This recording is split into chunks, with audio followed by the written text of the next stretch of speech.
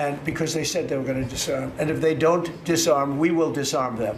How will you do that? I don't have to explain that to you. But if they don't disarm, we will disarm them. They know I'm not playing games. Okay? Now, we did something monumental. We got the hostages back. That was the first thing we had to do. Above all else, get the hostages back. Now that the unthinkable occurred, a miracle happened, that there is a ceasefire in Gaza. The miracle was not just the ceasefire, the miracle is the release of all the hostages. We're still awaiting for the bodies of those that have been murdered in captivity that have not yet returned. But what is going to happen with Hamas? That is the key question. The perpetrator, the attacker, the aggressor, the one who started this whole war, what's going to be with them? They're still there. They still exist. Well, let's listen to our president, who has been asked by a reporter, and let's see how he responds. Let's watch this together, and then we'll discuss it. Kindly subscribe to our channel so a little bit of light push away a lot of darkness. Really, the news that was made was our Karen Travers took a question to the president, and listen to what he said about taking down Hamas. Gaza, how long will it take Hamas to disarm, and can you guarantee that is going to happen? Well, they're going to disarm, and because they said they were going to disarm. And if they don't disarm, we will disarm them. How will you do that? I don't have to explain that to you. But if they don't disarm, we will disarm them. They know I'm not playing games. Okay? Now, we did something monumental. We got the hostages back. That was the first thing we had to do. Above all else, get the hostages back. All right, we were going to have a whole discussion among our panel. We do have two of our correspondents with us, but General Robert Abrams, I want to take it right to you because we were listening to this in real time. And just, he said, point blank, if Hamas does not disarm, we will disarm them. Sounds like this could get ugly. It certainly has the potential to get really ugly, Kira. I'd say up the front, I don't think when he says we, it's U.S. troops with boots on the ground doing the disarming. It'll be other people, most likely the Israeli Defense Forces. I've done disarming of militant groups before. It's really hard. It's really ugly.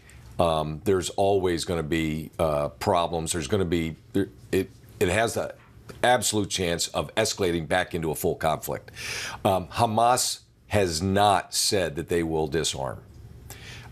We all know it's part of the peace deal, but they have not publicly stated, nor in writing, have they agreed to it.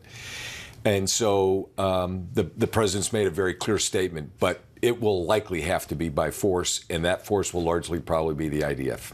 So what you're saying is that the president is making it clear that he will help Netanyahu and the Israeli Defense Force go right back in and do whatever they need to do to eliminate Hamas if Hamas does not lay down arms. It doesn't mean U.S. troops in any way, shape, or form are going to get involved in this conflict in Gaza. Right. I think there's potential also for other regional partners. Right, so the other signatories, you've got Qatar, Egypt, and Turkey, right? They could certainly, right, put a force on the ground for peace enforcement to help disarm. And there's ways to do disarming. They could do a weapons buyback program funded by one of those countries. Hey, bring in all your weapons, we'll pay you X for it, to try to entice Hamas to disarm. But it gets back to the fundamental question about this long-term enduring peace. Will Hamas totally disarm and turn over administration of Gaza to this Palestinian group that has been designated to lead the city of Gaza? Well, also, we were supposed to have all living and deceased hostages back home, whether it be Israel, wherever they were living at the time that they were kidnapped, and that still hasn't happened with regard to the deceased hostages. So what is that telling you? Yeah, so, Monday, everybody was caught up in the euphoria of 20 live hostages being returned, 4 sets of remains of deceased.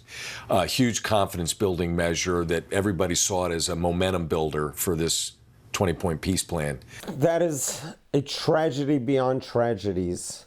When you really think about it, The living hostages who should have never ever been abducted on October 7 are finally released. But how cruel to withhold the corpse, the bodies of innocent citizens that you abducted, that you kidnapped on October 7, that you killed in captivity, and you are not returning them to their families to have some closure. It's beyond cruelty. It's beyond pathetic. It's beyond any sense of humanity. How does a human being do that? But that is the enemy that we are dealing with. And that is the tragedy of this war, of this 2-year war. This was a very long war for Israel. Israel could have executed this war in one day. It had its power, it had its army to be able to, it could have wiped this out on October 8th.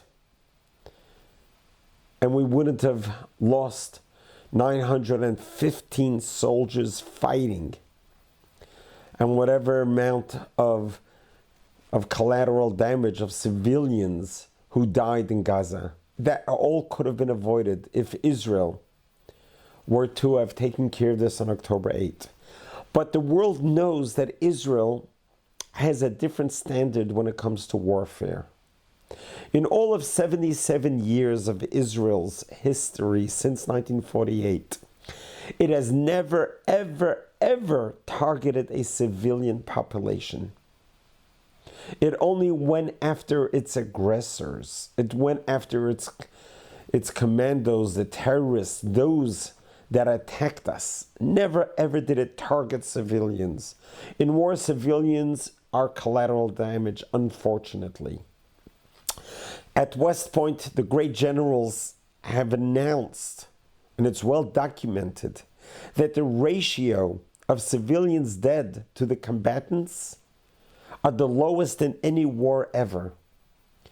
And at what cost? To 950 soldiers, young soldiers, mainly under age of in their 20s, gave their lives away to prevent as much civilian casualties as possible.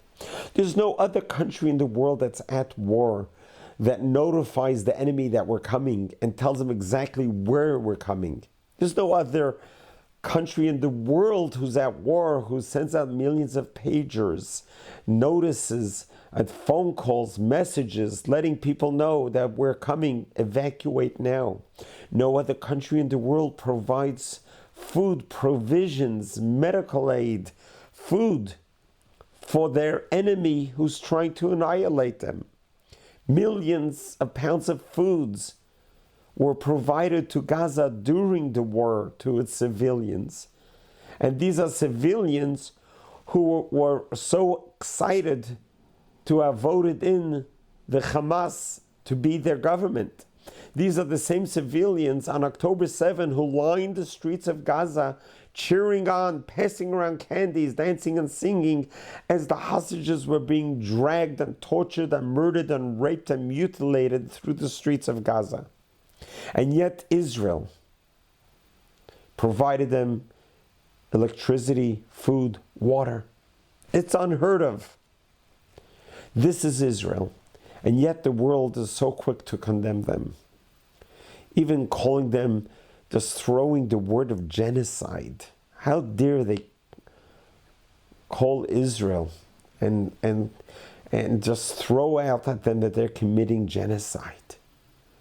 If anything, if Israel was committing genocide, they should have done it on October 8th.